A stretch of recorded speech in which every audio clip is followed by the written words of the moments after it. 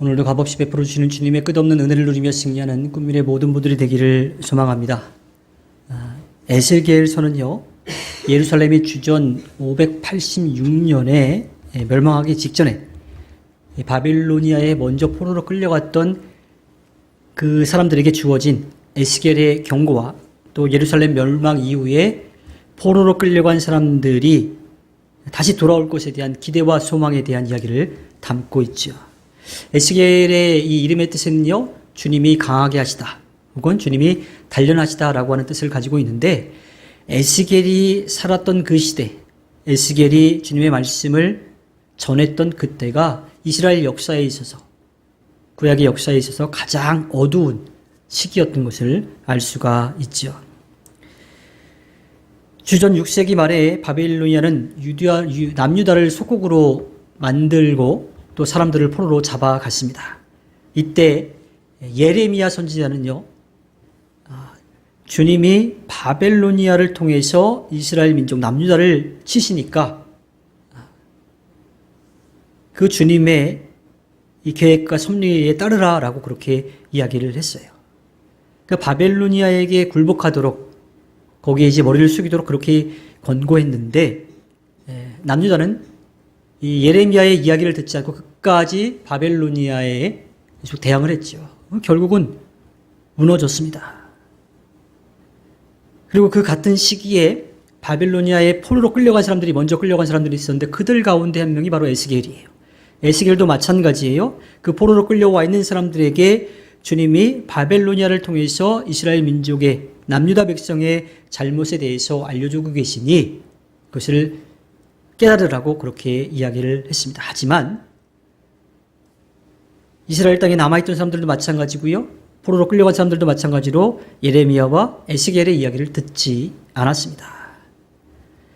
그 뒤 주전 587년에 바벨로니아의 느부갓네살 왕이 군대를 거느리고 예루살렘을 포위했고요, 솔로몬 성전도 다 무너뜨렸어요. 그러니까 나라가 완전히 멸망하게 된 거지요. 그리고 남유다에 남아있던 귀족들, 왕족, 나름대로 사회적으로 인정받고 살았던 그 사람들은 다 포로로 끌려가게 되었습니다.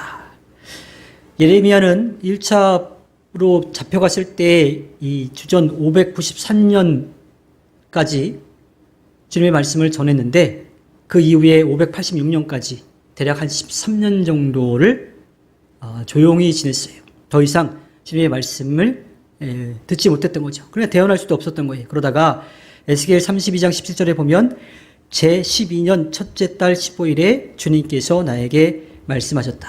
그러니까 예언을 하고 주님의 말씀을 선포하고 멈춰 있다가 한 13년 정도 지나고 나서 주님의 말씀이 다시 예레미야에게 임하게 된 거지요. 그때 예언한 그 말들 가운데 에스겔 33장 11절에 보면요, 너는 그들에게 전하여라. 나 주 하나님의 말이다. 내가 내 삶을 두고 맹세한다. 나는 악인이 죽는 것을 기뻐하지 않고 오히려 악인이 그의 길에서 돌이켜 떠나 사는 것을 기뻐한다. 너희는 돌이켜라.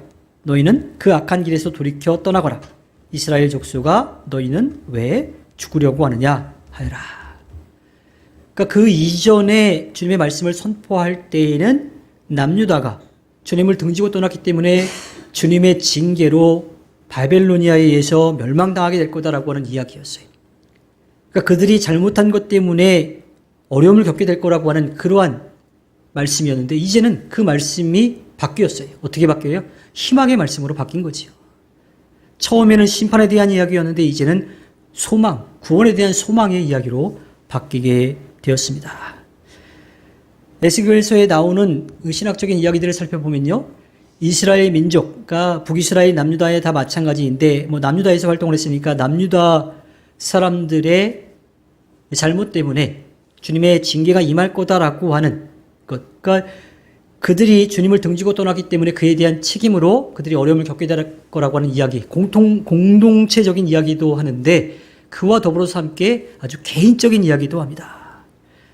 에스겔서 33장 18절과 19절에 보면 의인이 의로운 행실을 버리고 돌아서서 악한 일을 하면 그것 때문에 그는 죽을 것이다. 그러나 악인도 자신이 저지른 죄악에서 떠나 돌이켜 법과 의를 따라서 살면 그것 때문에 그는 살 것이다. 그러니까 남유다 전체, 민족이라고 하는 전체의 책임도 있지만 개인에 대한 얘기도 하겠는 거예요. 개인도 잘못한 것을 돌이키고 회개하고 돌아오면 그러면 용서해 주신다라고 하는 거예요. 주님이 악한 사람도 벌을 받는 것을 원하지 않으신다라고 하는 이야기를 하고 있습니다. 그래서 에스겔서는요, 국가적인 심판 안에서도 또 주님은 각 사람이 행한 대로 심판하실 것이라고 하는 것을 이야기하고 있죠. 그리고 앞에서 말씀드린 것처럼 처음에는 심판에 대한 이야기, 경고, 두려운 그런 이야기 드렸는데 나중에서는 희망의 말씀이 담겨 있는 거예요. 비록 주님을 등지고 떠난 것에 대한 대가를 치러야 하지만 다시 주님이 그들을 만나주셔서 그들에게 새로운 생명, 새로운 기대, 새로운 소망을 갖게 하신다라고 하는 말씀이 들려오지요. 에스겔서 11장 19절부터 20절 말씀을 보면요. 그때 내가 그들에게 일치된 마음을 주고 새로운 영을 그들 속에 넣어주겠다. 내가 그들의 몸에서 돌같이 굳은 마음을 없애고 살같이 부드러운 마음을 주겠다. 그래서 그들은 나의 율례대로 생활하고 나의 규례를 지키고 그대로 실천하여 내 백성이 되고 나는 그들의 하나님이 될 것이다. 또 비슷한 이야기가 에스겔서 36장 26절 27절에 나오죠. 너희에게 새로운 마음을 주고 너희 속에 새로운 영을 넣어주며 너희 몸에서 돌같이 굳은 마음을 없애고 살갗처럼 부드러운 마음을 주며 너희 속에 내 영을 두어 너희가 나의 모든 율례대로 행동하게 하겠다. 그러면 너희가 내 모든 규례를 지키고 실천할 것이다.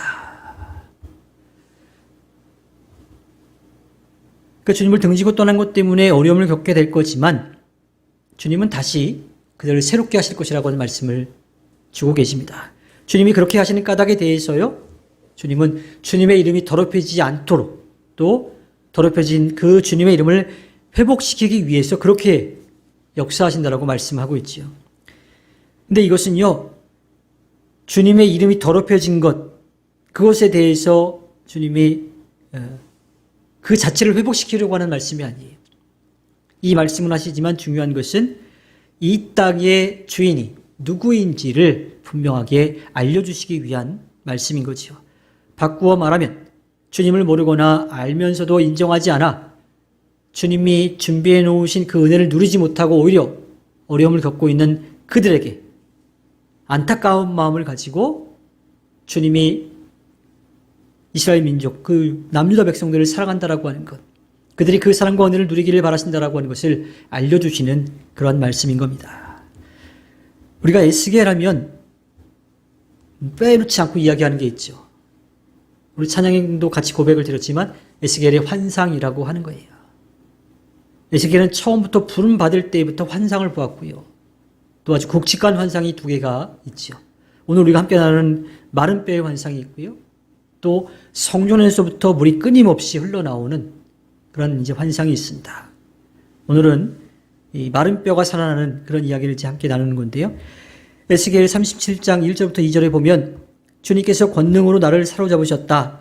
주님의 영이 나를 데리고 나가서 골짜기의 한가운데 나를 내려놓으셨다. 그런데 그곳에는 뼈들이 가득히 있었다. 그가 나를 데리고 그 뼈들이 널려있는 사방으로 다니게 하셨다. 그 골짜기의 바닥에 뼈가 대단히 많았다. 보니 그것들은 아주 말라 있었다. 계속 이야기하는 게 뭐예요? 뼈들이 있는데 이미 죽은 지 오래된 거예요. 뼈가 다 말라 비틀어져 있는 거죠. 그리고 아주 많은 뼈들이 있었다라고 하는 거예요. 그런데 에스겔이 보았던 그 마른 뼈, 그 많은 마른 뼈가 주님의 말씀을 듣고 그 말씀대로 전하자 다시 살아나는 놀라운 역사를 에스겔은 체험하게 되지요. 남유다 사람들이 주님에 대해 반역했지만요. 그들을 사랑하시는 주님은 그들을 그냥 버리지 않으셨어요. 어떻게 되든지 말든지 상관하지 않고 그냥 놔두지 않으셨어요. 다시 살아갈 수 있는 길을 그들에게 열어주신 거지요. 그 이야기 가운데 하나가 바로 마른 뼈들이 살아나는 겁니다. 근데 이 마른 뼈는요, 그냥 살아나지 않아요. 에스겔서 37장 3절에 보면 그가 내게 물으셨다. 사람아, 이 뼈들이 살아날 수 있겠느냐?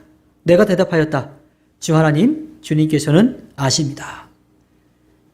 에스겔에게 물으실 때 에스겔이 주님이 하실 수 있다라고 그렇게 믿음으로 대답을 하고 있어요. 이어지는 에스겔서 37장 4절부터 6절 앞부분에 보면요. 그가 내게 말씀하셨다. 너는 이 뼈들에게 대언하여라. 너는 그것들에게 전하여라. 너희 마른 뼈들아, 너희는 나 주의 말을 들어라. 나 주 하나님이 이 뼈들에게 말한다. 내가 너희 속에 생기를 불어넣어 너희가 다시 살아나게 하겠다. 내가 너희에게 힘줄이 뻗치게 하고 또 너희에게 살을 입히고 또 너희를 살갗으로 덮고 너희 속에 생기를 불어넣어 너희가 다시 살아나게 하겠다. 근데 앞에서 한 이야기 가운데 생기 이야기가 나중에 이제 나오는데 살도 붙고 힘줄도 생기고 다 했는데 생기가 없어가지고 살아나지 못했어요. 근데 생기도 불어넣는 이야기가 또 나오죠. 에스겔서 31장 9절에 그때에 그가 내게 말씀하셨다. 사람아, 너는 생기에게 대언하여라. 생기에게 대언하여 이렇게 일러라. 나 주 하나님이 너에게 말한다. 너 생기야. 사방에서부터 불어와서 이 살해당한 사람들에게 불어서 그들이 살아나게 하여라. 주님의 말씀을 들은 에스겔이요. 주님이 하실 수 있다라고 하는 믿음을 가지고 그 말씀을 들은 대로 전하자.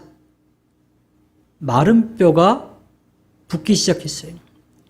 에스겔 37장 7절에 보면 그래서 나는 명을 받은 대로 대언하였다. 내가 대언할 때에 무슨 소리가 났다. 보니 그것은 뼈들이 서로 이어지는 요란한 소리였다.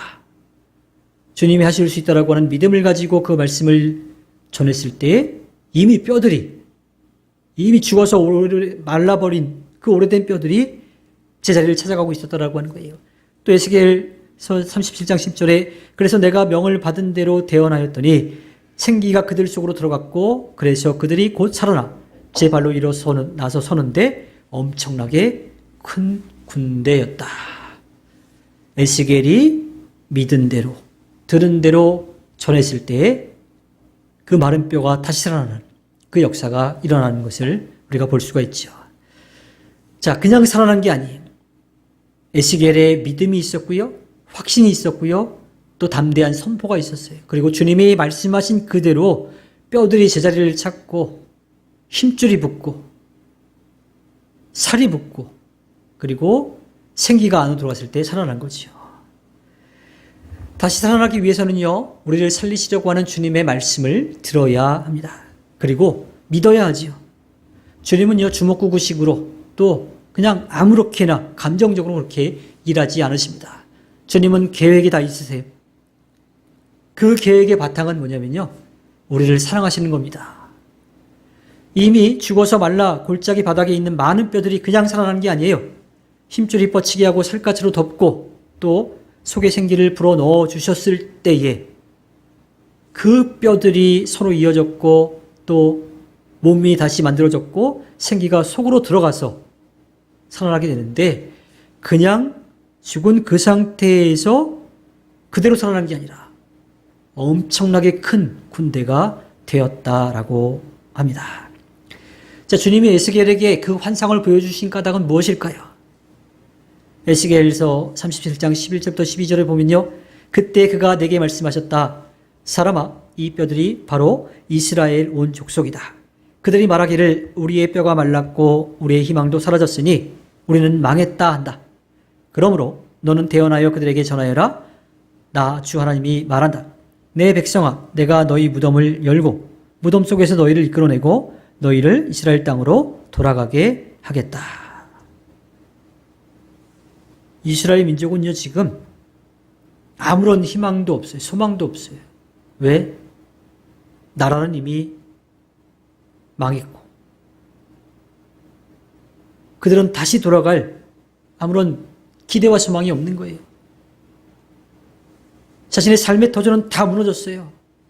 게다가 주님을 예배했던 성전마저도 무너졌다라고 하는 거죠. 주님은 그렇게 이미 죽어서 말라버린 뼈들이 다시 온전한 생명으로 살리시는 그 역사를 그들에게 보여주시고 들려주시고 느끼게 하심으로써요. 살아있는 그들을 위해서 주님이 일하신다면 못할 게 없다라고 하는 것을 보여주고 계신 겁니다. 힘을 가진 나라에 의해서 자신들이 살아온 삶의 터전이 완전히 무너졌고 예배하던 성전마저 무너졌는데 기댈 곳이라고 전혀 없는 타향살이를 하고 있는 그들에게 이제 한 줄기 빛이 비춰오기 시작하는 거죠. 다시 돌아갈 수 있다라고 하는 것, 다시 주님을 예배할 수 있다라고 하는 그러한 기대와 소망이 생기게 되는 겁니다. 잃어버린 나라를 되찾는 것만 해도 굉장히 기쁜 일인데요. 그 마른 뼈들이 살아나서 큰 군대가 되었다라고 하는 것은 다시 세워진 그 나라는 이제 힘이 생긴다라고 하는 거예요. 누가 함부로 쉽게 넘보지 못하는 그런 강한 힘을 가진 나라가 된다라고 주님이 그 환상을 보여주신 거지요. 그 나라를 되찾는 것도 굉장히 기쁜데 그 나라가 쉽게 무너지지 않도록 지킬 군대로 세워진다라고 하니까 남유다 백성들에게 포로로 끌려가 있는 그들에게 이보다 더 좋은 거는 없는 거죠. 이미 죽어서 말라버린 뼈들이 다시 살아나는 말씀에서 우리가 꼭 기억해야 될 것은요. 에스겔서 37장 13절과 14절에 나와 있습니다. 내 백성아 내가 너희의 무덤을 열고 그 무덤 속에서 너희를 이끌어낼 그때야 비로소 너희는 내가 주인 줄 알 것이다.